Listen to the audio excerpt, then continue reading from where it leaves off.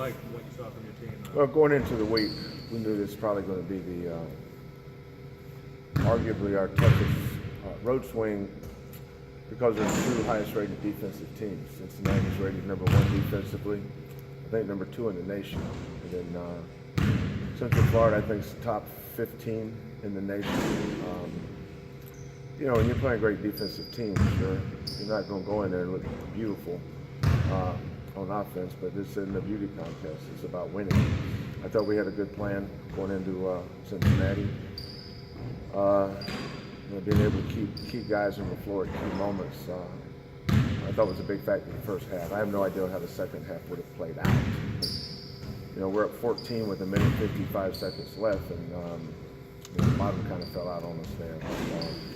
But, the most important thing was how we bounced back after that game, and that was not an easy trip because of time zones. You know, we're going to Cincinnati, Ohio, get back to Houston at 1:30 in the morning, Thursday morning, and then we have to leave at 6. You know, our kids get up around 6 o'clock, leave at 7-something Friday morning to play in at 11 o'clock to us, 11 o'clock in the morning game at Central Florida. So I was thrilled with the split. You know, that we could easily lose both of those games. But being able to win that second game was a big deal for us as we continue to march through this season. Next 3 at home, a really good chance to make some hay. Yeah, you know, coaches are moment guys. You know, there's always tendency to look ahead of you, but you know what's in front of you is most important. You know, I thought we had some slippage in the practice last week, Monday, Tuesday, getting ready for Cincinnati on Wednesday, Thursday, Friday, getting ready for Central Florida on Saturday. Sunday's off. We came in yesterday, and I had a laundry list of things that we needed to work on. So this week gives us a chance. Yesterday, at least, was all about us, and Tuesday and Wednesday works out good. That we'll focus on SMU for Thursday. So yeah, so it's a you know, we've been on the road a lot, seems like lately, but being able to come back home and get on this stretch will be good for us. But you know, practice is really important this time of year because you have to pick and choose what it is you want to work on. And we have a lot of things we need to get better at. The success you have had at home, though, Kelvin, I mean, you always want to win at home, but to be able to get this stretch here, knowing that this is a place you played well last year. Yeah, I mean that's that and 50 cent won't get you a cup of coffee at McDonald's, though. You know, I just don't get carried away with that stuff. Everything's in the moment for me, whether we're winning or losing. You know, you can't get carried away either way. You know, every time you walk on the court, I mean, I can pick out 5 examples of teams that lost Saturday that nobody even had any idea that they would lose that game. How did they lose that game? It's college basketball. You know, everybody's got 13 scholarships. There's a lot of great players all over the country. You know, you can lose every game. People start thinking you're better than you actually are.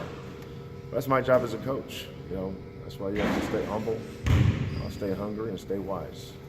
Yesterday, SMU said Shake's probably not going to play. They were still already without Jerry Foster. I think Shake had a pretty good game in Dallas last year, but then you guys defensively did a really good job on him here. Is there a difference in how they play when they don't have him? No, we're prepared to see Shake. So I have no idea what he would look like without him. So I know that you know, last year when Devin tore tendon, had stitches, then he had to have surgery. He was out 16 games. After about 2 games, people forgot how we looked if he would have been in there. So I don't worry about other teams' injuries. What things are you working on in practice? You want to see the team get better? Yeah, we'll just narrow it down to 2 or 3 things. I thought our pick and roll defense on Taylor second half slipped. You know, we got too far back with our bigs, so to get up tighter to the line of scrimmage. I didn't think our guards' pressure on the ball was as good as it needed to be, which allowed their guard to either use or reject the screen. And then our offensive rebounding slipped a little bit. during the course of the year, you're always going to have slippage. It's even worse in the NBA because of practice time. You achieve what you emphasize. And if all you're doing is working on the other team, you're never working on you. So it's nice to have a practice day where we can just focus on Houston and make U of H better. We really need that right now. I've got a lot of guys that's never been this part of the season. I mean, he was so good against Cincinnati, but he only played 7 minutes and 37 seconds the first half and sat down because of fouls. And then he was just okay against Central Florida. And he's a key part of our team. He didn't play good. Devin is, the more Devin scored, the less he's rebounded. So we're kind of got a lot of things we need to address. You don't have time to listen to all the areas I think we can get better in. I mean, I don't think it was the extent of the games, but it was deeper in the first half that Breon, I think, got 2 and had to sit. But is that, it comes with the game, obviously, but you've seen a little bit more lack of aggressiveness, but just the ability to not get those fouls. Was it a little bit better Central Florida, or did you feel like that's still something you need to stay? Yeah, no, it's game to game with us. I mean, if Noah blew his nose, he'd foul twice. When he runs down and back and sprints, he gets 1 or 2 just going down and back. He's a flailer, and he's a 5th-year senior, so he's pretty entrenched in what he does, But you have to look at what he does really good too. He's by far our best big at defending pick and rolls. I know Corey got a lot of credit for what he did against Wichita State, but I thought our best defender in that game, other than Corey, was Nura, because of how he defends the line of scrimmage and our pick and roll defense. But he's just a super aggressive kid. He's 6'6", about 245, extremely athletic, extremely aggressive. But I'd rather have kids that you have to tone down than kids you have to tune up. I've had them too. They don't work very good. A word we've heard a lot of lately, it's the quadrant one. I mean, I know everybody talked about RPI in the past, but I don't know if you just let somebody in your staff deal with that and you don't worry about that, but just the whole how they're setting up now, what they're looking at, has that changed a lot for you, Kelvin, of this type of year and resume building? No. I do know this: if you win, you're in pretty good shape. It solves everything.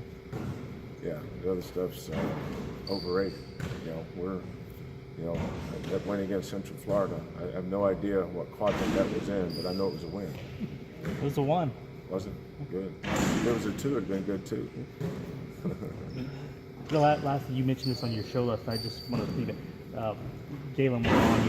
You mentioned when he got here, he was an unwilling defender. I was wondering, from then to now, how do you take a young man like that, or what do you do to instill on him to be a willing defender? Yeah, well, it's a lot of people kind of poo-poo coaches when they talk about culture. They think it's coach speak. Everybody says the same thing.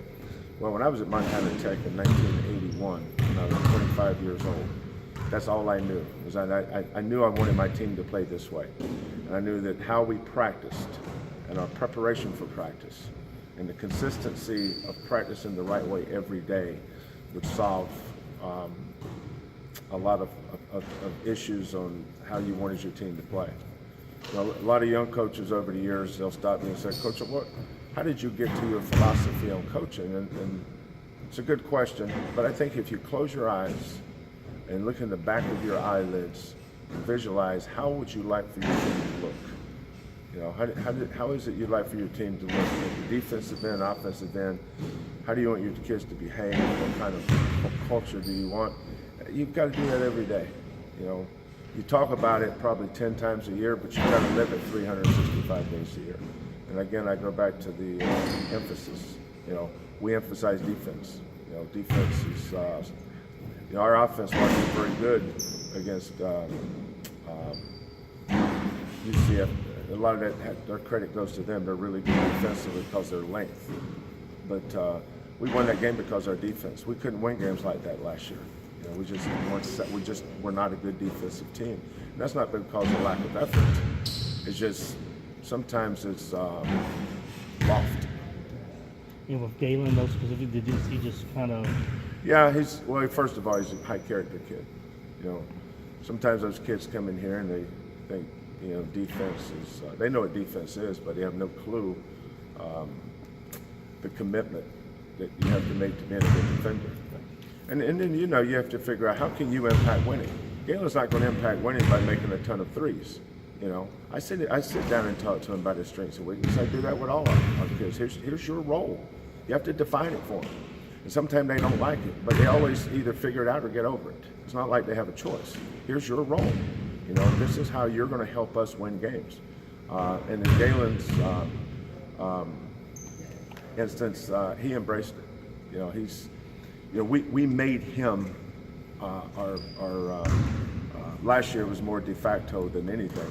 But I could tell last year he was coming. Now, as a freshman, he didn't know whether he was on foot or horseback when he was a freshman. And he had a good freshman year. But this year, he's embraced who he is because I also think he's embraced who he's not. Thanks, Coach. You mentioned about being